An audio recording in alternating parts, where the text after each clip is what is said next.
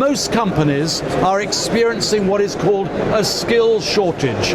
They can't find the right people with the right skills to match up exactly to the job spec. My recommendation for those companies that can't get the match right is to hire attitude, but to train the skills. Hire attitude, but to train the skills. When somebody's got the right attitude, it is so easy to help them to have the right skills.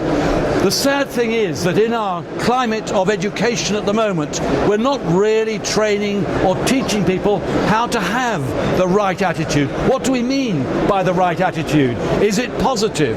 What do we mean as a positive attitude? Is it expecting to win? Is it open-minded? In as much as say, show me, teach me, and I'll do it.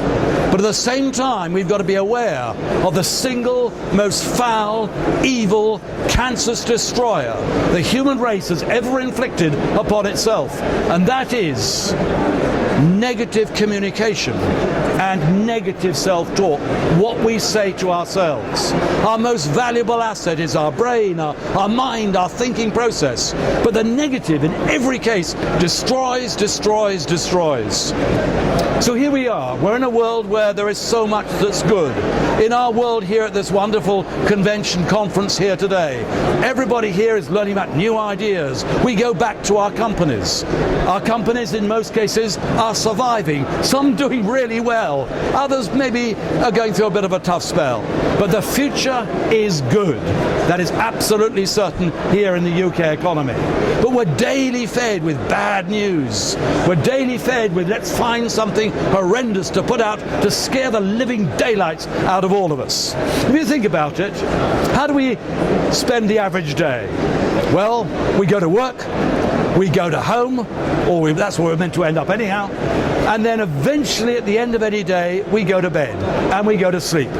The minute we go to sleep, this amazing piece of kit here, our brain, reverts back to its natural born condition. We were born positive, yet we get conditioned to become negative. But as soon as we go to sleep, the brain becomes positive again. How many of us wake up in the morning and we think, I had a brilliant idea in the middle of the night, but I can't remember what it was? You see, when we're not managing our brain is always positive. There are the exceptions that occasionally we get a nightmare, but it's very rare. Now let's see what happens. New day starts. Most people start a new day with a piece of kit alongside their bed that is called an alarm clock. Why do we call the clock that gets us into a new day of life the alarm clock? Because that one word is so negative. Alarm is normally associated with fire alarms and burglar alarms, and what does that mean? Trouble! Get out of here! And so we start a new day with this extraordinary piece of kit. Now let's see what happens. Many people have the alarm clock connected to the radio, and the radio is connected to the news stations. So this brain that's been happy all night suddenly starts a new day with the latest disasters from all around the world. Killings, rapes, warfare, everything that's bad goes straight in. And then the individual heads off to work. And you know what happens for so many people? On their way to work, they buy a newspaper so they can read in more lurid detail to make sure they've missed absolutely nothing that's really horrendous. So by the time that people get to work, and if they're lucky, the boss greets them. If they're lucky, the boss greets them and says something like, "Hi, how are you today?" The reply is normally, "Well, under the circumstances, I suppose I'm not too bad." So we have a society that's living under the circumstances. For those of you who ever do take a newspaper, anybody here got a newspaper I can borrow? This is the best thing you can do with a newspaper. Yeah, by all means have a look at it. Run through it and see what the headlines are. Here we are. TV Justin's Fury, a girlfriend who forgot to rub cream on him. Wow! This is what you do. Take the newspaper, recharge your batteries, and hey, great! Hey, this is going to be a good day today. And that's the way we go into action. And that's the way to use your newspapers. Best of all. And unfortunately, it does come back again sometimes. But seriously, for all of us, let's be aware of the 3 C's: criticizing, condemning, and complaining. They're all foul. Constructive criticism is great. Every one of us that can have a little bit of constructive criticism, well, we grow. But so little criticism is not constructive, it is destructive. So let's really get a full understanding of this horror word, negative. It's what we say to ourselves, and then it's what we say to other people. What we say to ourselves is, I can't, I'm no good, I'll never be able to do that, or this is not right for me. And then what do we say to other people? Do we find fault with them? Do we pull other people's hopes and aspirations down? What do we say really to our children? Are we building them, or are we telling them something negative? You see, we've got to handle this negative thing better. We handle other aspects of our life. Let me give you a fun little example. Imagine you're at home, August, September time, all the windows in your house are open.